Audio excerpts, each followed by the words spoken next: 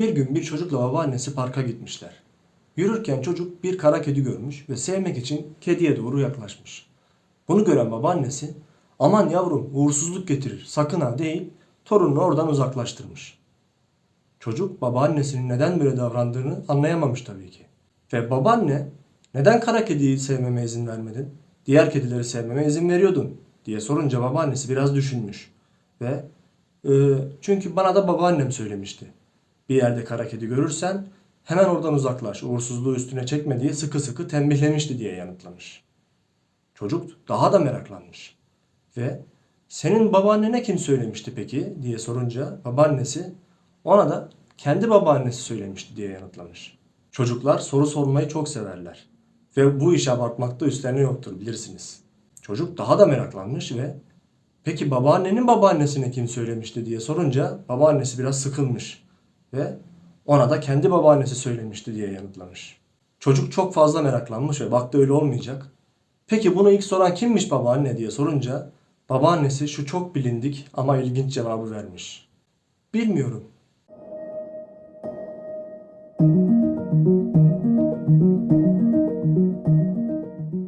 Birçoğumuz tıpkı o küçük çocuk gibi büyüklerimizden duyduğumuz bazı şeylere inanır ve uygularız.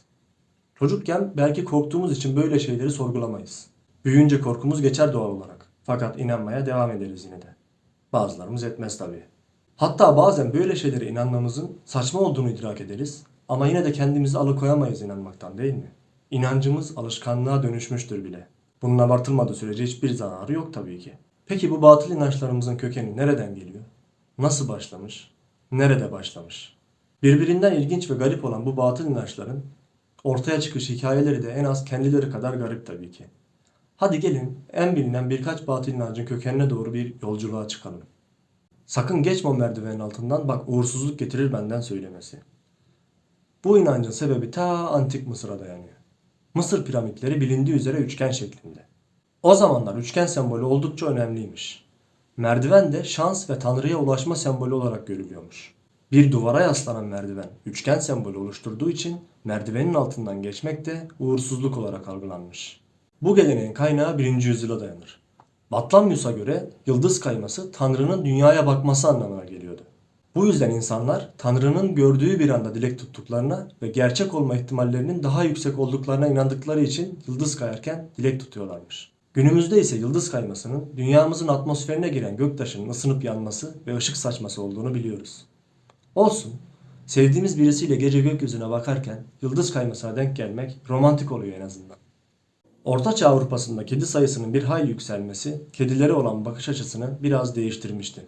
Bu dönemde her yerde kedilerin olması sebebiyle onları evinde besleyen kişiler sadece yaşlı ve fakir olarak kodlanmıştı. O yıllarda meydana gelen cadı inanışıyla beraber evinde kara kedi besleyen yaşlı cadıların büyü yaptığı inancı yaygınlaştı. Kara büyü olarak adlandırılan bu büyülerin kedileri geceleri şeytana dönüştürdüğü iddia edildi. O dönemde hiç uygun olmayan yaptırımların uygulanması ile kara kedilerin uğursuz olduğu fikri epey yaygınlaştı ve önüne geçilemedi. Bu inanışın iki farklı kökeni var. Eskiden insanlar öteki dünyadaki yansımalarına bakmak için parlak yüzeylere, göllere ve havuzlara bakarlarmış. Baktıkları yerde dalgalanma veya titreşim olması felaket anlamına geliyormuş.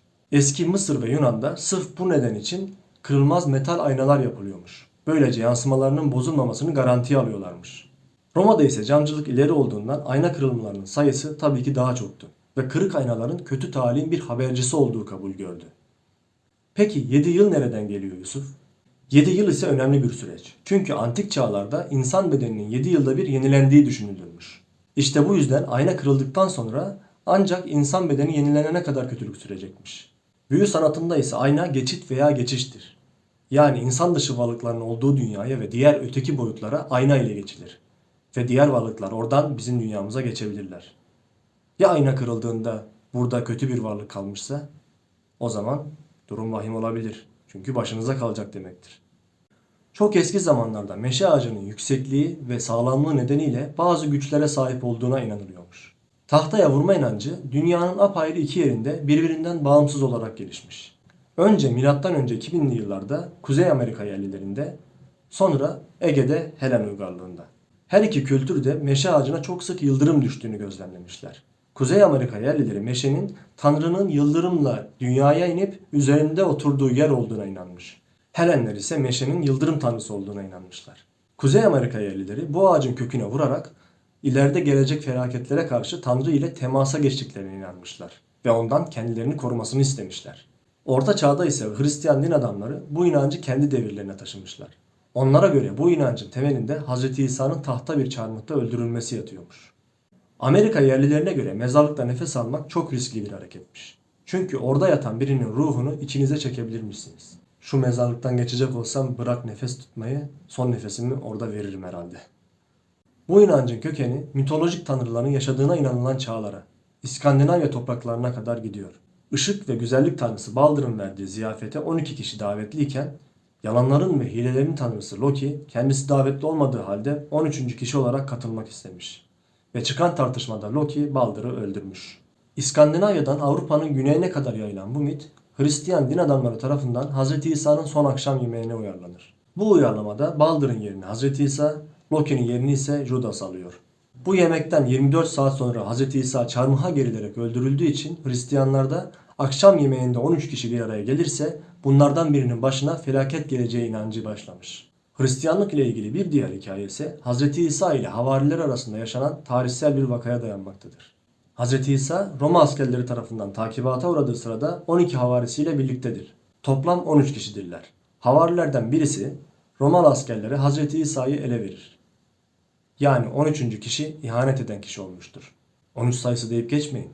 Bu sayının uğursuzluğuna olan inanış o kadar kapsamlı hale gelmiş ki bu bir çeşit korku hastalığına dönüşmüş. Adı da Triskaida Kaphobia'dır. Neyse 13 sayısından çok bahsettim. Uğursuzluk getirmeden bir diğer inanışa geçelim. Antik Yunanlar da doğum günü pastası yaparlarmış. Üzerine mum dikmelerinin sebebi ise ışık saçarak aya benzemesi. Böylece ay tanrıçası Artemis'i onurlandırıyorlarmış. Günümüzde ise mumların iyi şans getirdiğine inanılıyor.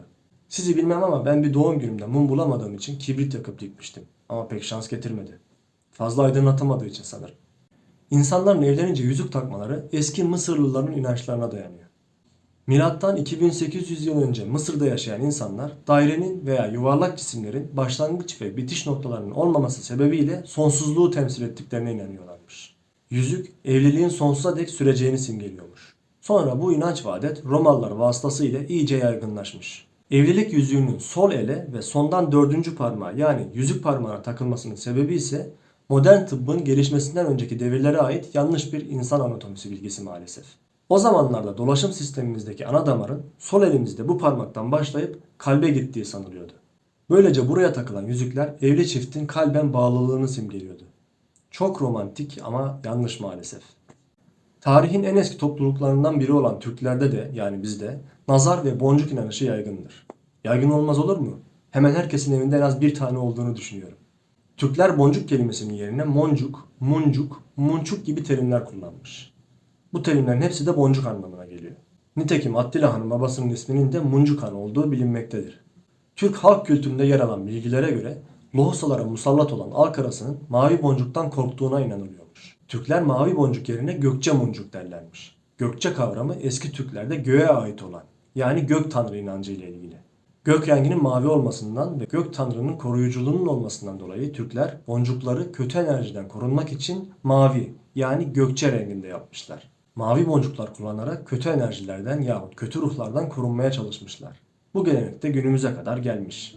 Evet, anlattığım tüm bu inanışların kökenleri farklı olsa da ortak bir yönlerinin bulunduğunu fark ettim.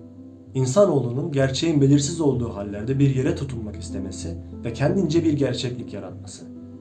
O halde videoyu Edgar Morin'in şu sözüyle bitireceğim. İnsanoğlu hem bilgedir hem tuhaftır. İnsanca yaşaması için mantık kadar duyguya, bilim kadar efsaneye muhtaçtır.